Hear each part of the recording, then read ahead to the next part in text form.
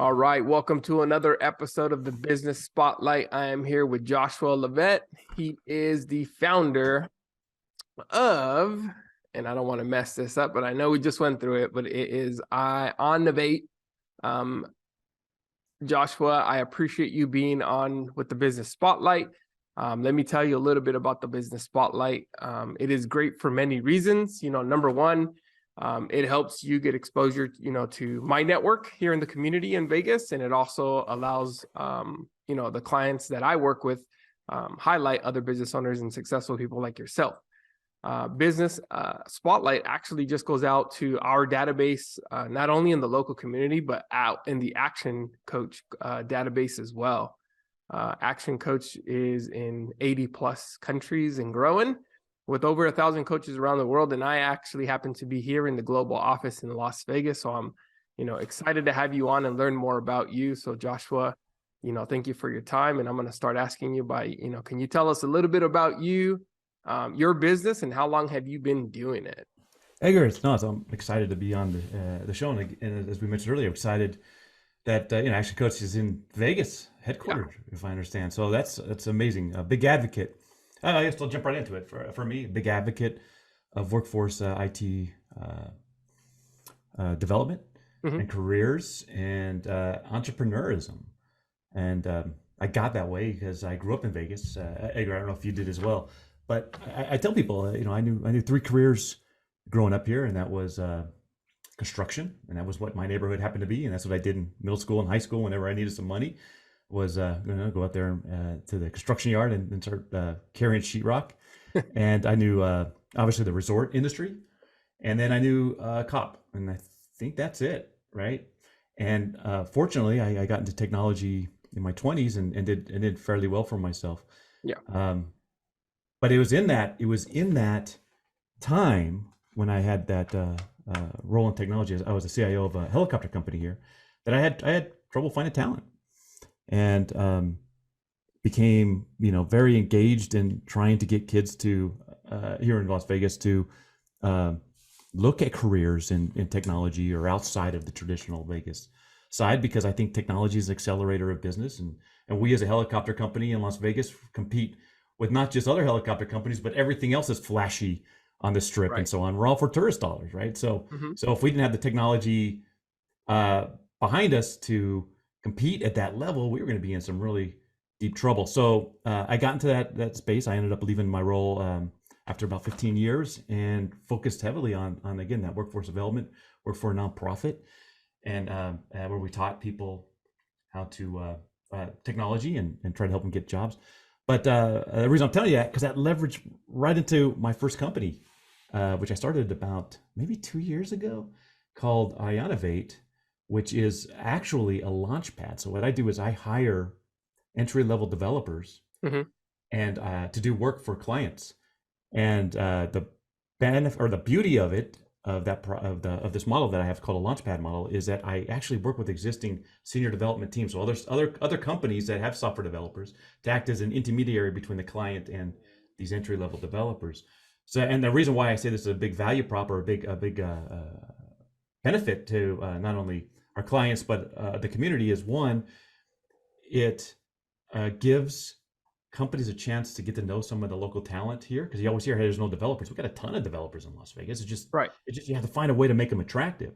So the idea was, let's mitigate the risk of getting to know these new up and coming developers by adding this intermediary between them and the juniors, so that they can ensure that the projects are getting done. But what we do is we blend that rate between whatever that senior developer rate is, which is like $200 something an hour, to whatever that junior developer rate is, which is much less, while the junior developer does most of the work. So you're looking at a combined rate for two developers around $50, $60, $70, depending on your project. And then we have what we call the opposite of a non-solicit agreement, where I allow clients to recruit directly from the people that work with them, so they have an opportunity to vet out the people that work here in Las Vegas, right? Get their products delivered, or help their teams, deliver their products, and then ideally hire those entry level developers. And again, and the benefit to the entry level developer or the junior developer is they get some work experience. To the senior development teams I work with, it's business development. They're getting some clients based off of that relationship. So that was the whole purpose behind IONnovate, was let's make Vegas talent attractive by mitigating the risk and compete with those international markets to hire people directly here, and it's working well. Yeah, it sounds like it's working really well, and I know you've done a lot of great things in the community. So keep up the good work. I know you guys are doing big things, and I know you also lead Tech Alley here as well, in Vegas. Yeah. So and just to throw this out there, IONnovate I would tell people, is never meant to make me a millionaire. Is meant to prove something. It's meant to prove that this model can work. And ideally other companies would adopt it. And I'm happy to share all of the secrets with anybody that ever wants it, because I don't care. I just want to see these folks hired and stop hearing the, I think, of the popular saying that there's no talent in Las Vegas. There's a tremendous amount of, you just have to find creative ways to make them attractive, right? And that's what we did. So Tech Alley follows the same sort of premises. I mean, I gave you like the origin story, right? Right. Of why I was in workforce development. Tech Alley follows right into that, right? So what Tech Alley we're a nonprofit that brings the tech and startup communities together to share knowledge and to welcome people into the ecosystem and to network. And the whole concept behind that was, as I mentioned, here are the 3 jobs that we know that are available here in Las Vegas, and I'm sure that the kids and so on are struggling with the same sort of things I was as a kid, right? Well, I wouldn't even say struggling, just don't know what else exists, so you just sort of go on with whatever the flow is, right? Right. And so the idea was, let's build a community that can provide social support for kids that are interested in entrepreneurism or technology and so on. So how it works is, as a nonprofit, we secure these venue spaces. And then we invite like meetups and people that want to share knowledge to occupy those spaces, so that the community has a one-stop place to go if they want to learn about technology, entrepreneurism, business, design thinking, whatever the community needs on that sort of thing. And it's turned out to be quite an event. Sometimes we get up to anywhere to 150 people, 150 people per event. But there's 3 principles that we follow. One is that it's inclusive, meaning anybody can participate. Doesn't matter the age or the expertise or whatever. That's why we don't hold them at bars, because that excludes kids, right? And 2, that it is accessible, so it's a free event. That doesn't cost anybody to participate or to attend. And 3, it's consistent. So in Vegas, it's every 3rd Saturday of the month. But we license it out, so there's ones in Reno and in Denver currently, and they have their events. And here's a secret, Edgar. I want to say the secret, the realization, especially when we went to Reno, is not every community is the same. So it's important that the community runs this event. When we originally went to Reno, I thought, hey, this worked in Vegas, it'll work in Reno. Completely different cultures, completely different needs, right? And so in Reno, who had about a 10-year head start on building an entrepreneur ecosystem, their need is that everybody got comfortable in their zone and they're no longer sort of sharing that information. So they're inadvertently preventing new people from entering the ecosystem. Right. So we said, all right, well, and I'm not knocking anybody. I think it's great that they're socials, but they're usually in bars. So again, that cuts out youth.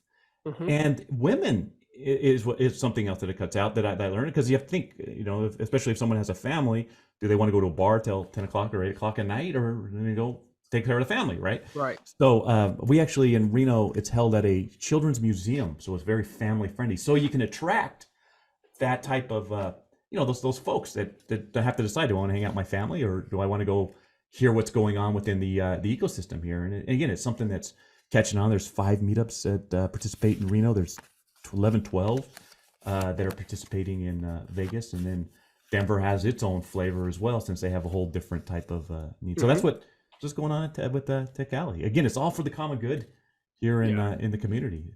Yeah, I know. I wanted to highlight that because I've been to one of those events, and the community alone here in Vegas and the support that you guys attract a big crowd. So I wanted to commend you on that and the good work that you're doing there. Because I know you juggle a few different plates, but between the company you have and Tech Alley, those are 2 great things that you've got going on, building the ecosystem. Yeah. We actually have a 3rd company, and I don't put it on my LinkedIn, but it's called CoFlow. It was actually started by some high schoolers that I was interning with IONnovate, and they brought me in as a co-founder. So they were working on the idea, and then once we talked about some cool business ideas, they brought me in to help co-found it, and I run it right now as a CEO of the company. But what it does is it creates applications that we sell on the market, Mhm. so our second product, which is being I wouldn't call it beta tested, but it's being tried out by some of the potential clients here, is a 3D printing app. Mm. And this again came from the concept of let's create an entrepreneur culture within the city of Las Vegas. The thought process is that every person needs to have access to a 3D printer. Every Right. kid who has a problem, is trying to build a Lego set and can't find the piece that they need, can go up there and 3D print it. We said, you know what? Let's get a 3D printer in every library in the state of Nevada, right? And learn about all the complications of having that equipment at those spaces. And then it's so funny. I actually have the whiteboard sort of right out as I was being told no, no, no, no, until I eventually circled the answer: Uberfy it. So if I have a 3D printer, which actually I do, you can see in the background here. Yep. Yep. If I have a 3D printer, I got this because we started the company. I wanted to learn about it. And you, Edgar, need a 3D print, something 3D printed. We connect you to that person, me, so to that idea. But we're working with libraries and schools, so instead of them having the equipment, they just use people in the community here that have their 3D printers. So the benefit of that is, one, there's no longer this item that libraries have to keep within their case. They can scale. So instead of having one printer, like some of these jobs take 12 hours, right? Right. You can now have multiple people within the community doing it, and they can predict their budget. They can allocate $10,000, let's say, to 3D printing for their patrons. Yep. And then they can work within that budget, instead of saying, I got a 3D printer and I don't know how much it's costing me in time and material and so on, right? So they add predictability to another component of predictability to their budget. So they're finding it very attractive, and we've been working with the libraries here and schools as well. Same exact situation. So we've been working with those folks with the idea that let's just build this culture within the mindsets of the kids that says, hey, I broke a piece of my, I broke the back of my whatever, right? My Xbox controller. Right. I'm just gonna go grab a file off the internet, send it to my library, print it up for free, and I'll get it within 3 days. And it has my color, this color that I like, and my name on it, because I can customize it if I would like. So it's doing a couple of things again, that bringing that culture, entrepreneurism, and it's created a new economy within the state, and we're going to go nationwide as well very soon, where people that have 3D printers can start making some money. That gig economy, right? Yep. Yep. Concept. So biggest thing I heard is when you had that whiteboard session, you kept getting no, no, no. You knew if we pivot, now we have something, right? And adapt and overcome. I wouldn't even say pivot is right. Not a whiteboard. Whiteboard, just, you're always told no. Everybody's always told no. I used to feel bad. I used to say this because I once had a boss, and I tell people, I'm about to go in and sell an idea, and I felt bad for him because I'm going to talk him into it. Right? Because. And I always appreciated this. I always appreciated bosses that said no at first, right? Because I think that they need to drill into really making sure you've thought out this idea that you've had, right? Ideas are so easy. I actually have that on my whiteboard. Ideas are easy. Execution is everything, right? Because everybody has ideas. Who's actually thinking this stuff out, right? So I love whiteboard, and I love drawing the little clouds and the people figures and how they're getting from point A to point B. And so I was being told no, money, this, that, but I was going, okay, yeah, but we're gonna overcome this, and here's how we can do it. And then when the question became, well, it's gonna cost us, because the original idea was, I was at one of the universities, I won't say which one. I was thinking universities could do it. They have makerspace labs, and they have all these printers, and they have staff. Maybe the libraries could take that on, and because I wasn't thinking about making a company for it. I just wanted to see this thing happen. Yeah. And they were just telling me no. And so I was going, I think it went from, well, can we cluster like with partners, these 3D printers? And then I went, no, how about we Uberfy printing services? And I circled that, wham! And then I ran with it at that point. I actually did this, man. You might think this, and here's how great the Vegas ecosystem is humming. Is that I think a healthy ecosystem is when somebody's sitting at a cafe and say, "Man, I got some really cool ideas on whatever," right? And the person next to him goes, "Man, that's a pretty cool idea. I want to hear more." And next thing you know, you're into their network and you guys are working on something. There's no patriarchs, right? It's just a simple conversation that was picked up and now I'm moving forward. That's a healthy ecosystem. I actually pitched this idea in January to one of the meetups at Tech Alley called Pitch Workout Room, which is just people that have ideas that want to share it and get some feedback on it. But I wanted one of those entrepreneurs to pick it up. And so I pitched the idea.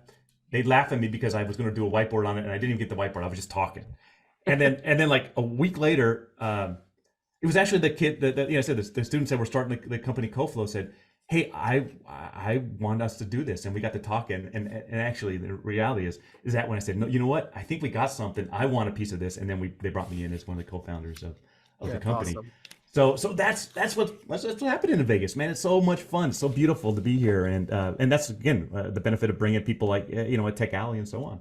Yeah, there's that type of conversation. But I'm learning. I'm a new entrepreneur, man. I've been doing this as an entrepreneur, making a living.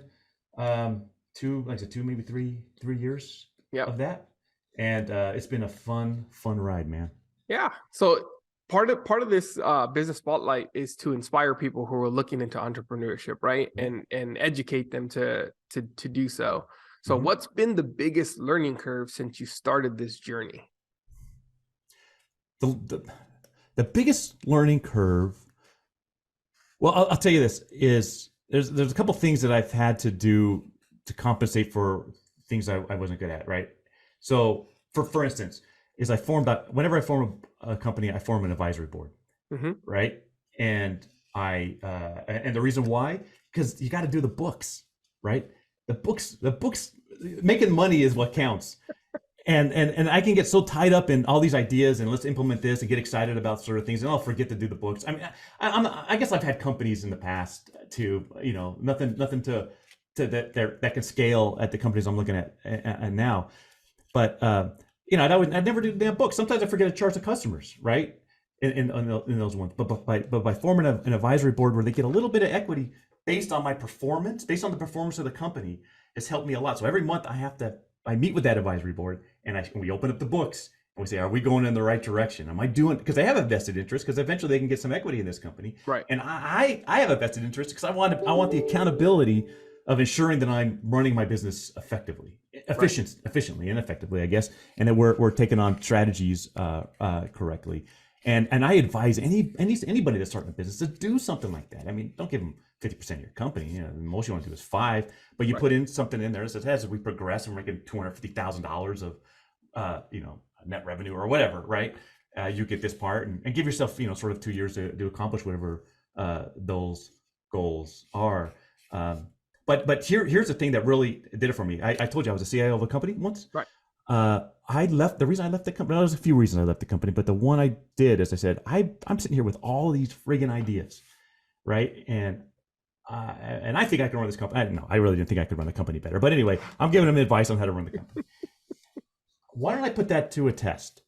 And that's why one of the reasons I even picked a nonprofit to work for. I was like, all right, so I'm gonna take it to the position where I am, either a COO or a director or something of an organization. Yeah. And I'm going to see if I can actually do this. And that shit was, I don't know if I cursed, but that stuff was hard, man. It is hard to run. It is hard to do it. I mean, you got marketing, you got staff, you got to make budget, right? And and all the complications of that. That was probably one of the hardest things I ever did. Was taking on that role, but I had to sort of prove it. Give myself 2 years to say, all right, well, at the end, was the company better than when I left it? And I think it was an outstanding. Yeah, I think I did it. I overcame it, and I felt comfortable and say, okay, let's jump in, and now I'll be the boss and see if I can actually implement something like that. Yeah, because people think, oh yeah, I'll start a business. It's easy, and sometimes I guess it can be, but can you scale that thing? Can you work out all these challenges that you run into? The reason I'm saying that is I think it's been a long learning curve. I think I'm always learning. In fact, that's what I love hanging around entrepreneurs for. I often joke I created Tech Alley so I can hang around the smart people in the group, right? because you're always sort of hearing what they're up to and their advice and how they overcome challenges. In fact, I don't like I like hearing stories about the success of people. I prefer to hear the stories of failures. Not in a bad way, because I think failure is just a part of the job. Either the market wasn't right, or you something happened, your technology got lost, or some sort of reason, right? Yeah. Here's something that I found really fascinating. Is there was a gentleman I was working with on this product. I wasn't part of the product, but he was testing it out at Tech Alley, and I thought it was a really cool product, and we were using it. And they eventually abandoned it. And I said, well, why? That was a cool idea. He goes, because we were putting too much operational time per event or per whatever. And he goes, it just wasn't scalable. And I thought, brilliant. These guys early on said, all right, well, it's taking us 10 minutes per whatever, right? And this is work that we actually have to do per event. It's not scalable enough. And enough for me, because I remember talking to my new partner for Intagly, and I told him, we can't spend 10 seconds of our time. If we want to scale this, 10 seconds, we can't spend 10 seconds of our time every time a new order comes in, right? It has to be zero. And I said, because think about it, what happens if 1,000 orders come in? Well, we can never scale because our time is just incapable of reaching it. So if I want to scale, I gotta automate. I gotta leverage technology as a way to make money in my sleep, and that way it's not dependent upon me at that point, right? Or we abandon it because it's just not a feasible product. Or you file it until something maybe comes up. I think that's one of the coolest things. But that's again hanging out with entrepreneurs. Heck, I remember talking to someone. I know we're probably running out of time. No, you're good. Recently, and I never even considered that. They were talking about getting money through through funders or something like that, and how you can devalue your company by making the wrong decisions, by giving too much money out, by asking for too much or too little. Had no idea there was a science behind that type of it, right? Yeah. And that was just because I just happened to hear somebody having a conversation about something, and I was like, I gotta learn this because I may want to find investors. I probably am with Intagly, because as we're looking to scale, there's probably gonna be some upfront costs that we need to take care of. But right now it's nicely bootstrapped. Right. But these are things. So I guess the real answer to your question is there's always something that you need to overcome, right? First, I guess first it was guts to do something, right? And then it was to change ideas into action. Was something you had to, because it's uncomfortable to do that. And then it's just sort of, again, accountability. I think it was something I had to overcome, and how can I do that? And then the next thing you know, it's wherever we're at, how do we no's it's just a starting point. No's are no big deal. But I guess being realistic to yourself and say, all right, well, is this a good business project or not? Can we pull it and try something else? Yeah. I love that. I love that type of stuff. But here's what I always say. I actually wrote a story about it called "The Art of Being Vulnerable." Man, you just got to make yourself vulnerable. Give it a shot. People might not remember what you did or what the outcome of it, but they'll remember that you did something. And I think that's what makes you awesome. And here's something else. Any new entrepreneur that's out there, I don't think anybody's really expecting anything out of your first idea. Right. Out of your 10th idea, well, then you're really going to start shining, right? So whenever you fail, try again. I wouldn't even call it failure, right? There's cycles there's cycles in a business, right? Yeah, right. You have your growth stage, and your idea stage, your growth stage, and then so on. But sometimes that life cycle is like that. ID, try it, no, it's gone. And then I'm moving on to someone else. So it's not necessarily a failure. You just reach the end of that business's life cycle, very quick. And hopefully it didn't cost you too much money, and you move forward onto that next idea. But keep jumping in there. Come up with something new, even if it hurts for a business that you thought you had the right thing. Trust me, the next idea is probably going to even it's the idea that you don't think is going to make you a ton of money. I hear this from entrepreneurs; it's going to make you a ton of money. That was a lot of valuable stuff that you gave in there. Is number one, the first thing that you do is create the books, and then you create yourself an advisory board. You give them a small stake so that way they hold you accountable and make it a profitable business. Yeah. So really, really good information. I think a lot of people are going to find this conversation extremely valuable. I do have one last question for us as we wrap up. But what's the best way for people to get a hold of you or connect with you if they're looking to get in touch? So one way is, through LinkedIn. Joshua Leavitt, IONnovate, Tech Alley, Las Vegas is a good thing. I don't know if you guys put links on the podcast or not. And two, if you go to techalley.org, I'm on the bottom there with my contact information, so you can always just email me on that route. There's one last piece of advice, Edgar, that I've recently learned is, and that plagues a lot of new entrepreneurs, is this: if you have an idea for a product, tell people about it. A lot of new entrepreneurs, they hide that and keep it. I want everyone to sign an NDA, right? No, talk about it. I mean, don't give your IP away. Don't give company secrets away. But share this idea with people. And here's the thing behind it. If someone else steals the idea and brings them to market before you did, and you had that head start, well, maybe you weren't going to bring it to market after all, right? So definitely share that idea. It holds you sort of on the fire, saying, well, I better actually launch this because I want to be known as somebody of action and not somebody of just talk. Yeah.